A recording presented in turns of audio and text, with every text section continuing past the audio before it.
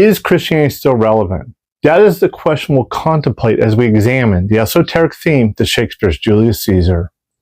We often ask the wrong question when we approach the play Julius Caesar. Typically what's asked is, why does this or that happen in the play? And typically the answer is, well, because that's what happened, or at least that's what the accounts say that happened. But Shakespeare often breaks with these accounts. So what is the question we should first ask when approaching Julius Caesar? Why did Shakespeare choose this subject matter at all? Julius Caesar is a polemic against Christianity. To flesh this out, we will begin in the center. The center is where the greatest writers hide their most central matter. Something odd happens in the central act, Act 3. Caesar speaks Latin.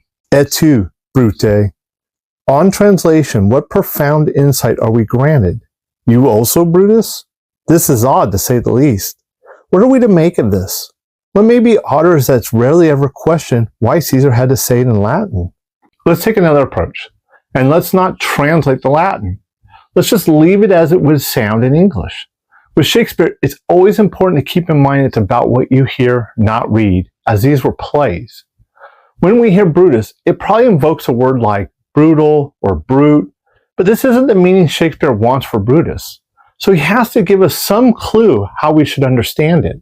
Brute. This is often said as brute, the syllables being separated between the U and the T, but I contend that it should be brute, the syllables being separated between the T and the E, which is why the folio puts the accent mark above the E. That is, Shakespeare wants us to hear the word brute, but not brute, but brute. Brute, a rumor, to proclaim, spread abroad, to make famous, to celebrate. Before we go on to examine the entirety of Caesar's death lines, we need to first take a look at what Shakespeare is contrasting his work against. Specifically, what is brute being contrasted against? We turn to Saul of Tarsus, Paul, and when in Rome, let's turn to Paul's letter to the Romans, chapter 16, verses 25 to 26, the end of the letter. Now to God, who is able to strengthen you according to my gospel, and the proclamation of Jesus Christ, according to the revelation of the mystery that was kept secret for long ages, but is now disclosed, and through the prophetic writings is made known to all the Gentiles, according to the command of the eternal God, to bring about the obedience of faith. See my previous video on the looper call to compare Paul's revelation of the mystery that was kept secret for long ages, but is now disclosed, which I will link below.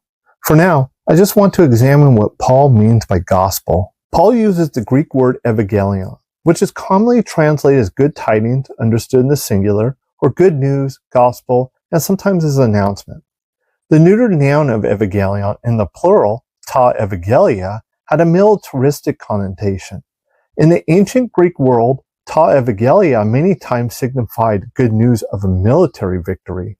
We could further bolster Paul's militaristic meaning with the use of apostello, apostle in English.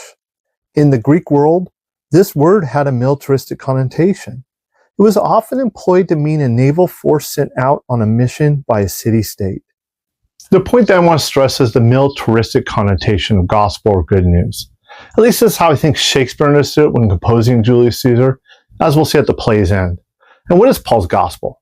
This is a complex question, but for our purposes, we'll sum up Paul's gospel as the Christ crucified, the Christ resurrected, and an eschatology of a soon returning Savior who needs to be trusted for salvation. Even more simplified, we'll just treat it as the dying Christ, the risen Christ, and the soon returning Christ. Now back to Caesar's last words. Et tu, Brute, then false Caesar. Brute would be contrasted with gospel. But that doesn't mean the Latin translation, you too, Brutus, should be discarded. A great writer will employ all the means. The line is also posed as a question.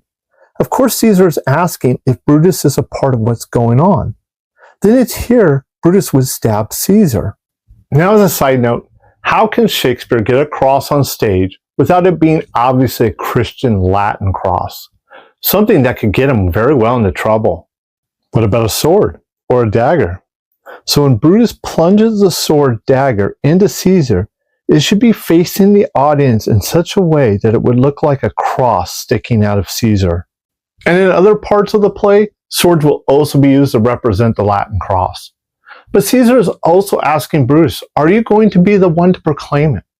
Brutus affirms it when he stabs Caesar, thus initiating the deification of Caesar. And what exactly is being proclaimed? The dying Caesar is to compete with the concept of the dying cross. Octavius, in Act 5, Scene 2 says, "When think you that sword goes up again? Never, till Caesar's 33 wounds be well avenged, or till another Caesar have added slaughter to the swords of traitors." Plutarch said Caesar was stabbed 23 times, yet here it's 33 times in the play. Christ is traditionally thought to have died at age 33. This is a tip-off for us. And as another side note, Caesar here should be understood as Caesar, one who seizes. In this case, trying to re-seize what was lost, rule of Rome. Paul will also be referred to as a Caesar, but this examination will have to wait for another video when I cover Philippi. And Julius would mean devoted to Job, and Marcus meaning dedicated to Mars. So we have et tu, Brute A, then Brutus would likely thrust the dagger across into Caesar, then Caesar says, then fall Caesar. So what does fall mean? Of course there's an actual fall, Caesar dying and falling from his human power, but fall also means the birth or production of an animal's young, the quantity of young born or produced, especially with sheep. Caesar's death now turns him into a deified concept. From the physical human form to the metaphysical deified exemplar, that divinity can be only bestowed after death that makes Caesar's death necessary, because he's going to try to overthrow another deified person. This is what Brutus means when he says Caesar died for his ambitions. So Caesar's fall is a death and a birth. There's also an allusion to Judas here, as Judas was the catalyst to Jesus' death. So we have the death of Caesar aligning with the dying cross. Now we will turn to the death of Brutus as aligning with the risen Christ. Brutus's last words are, "Farewell, good Strato. Caesar, now be still. I killed not thee with half so good a will."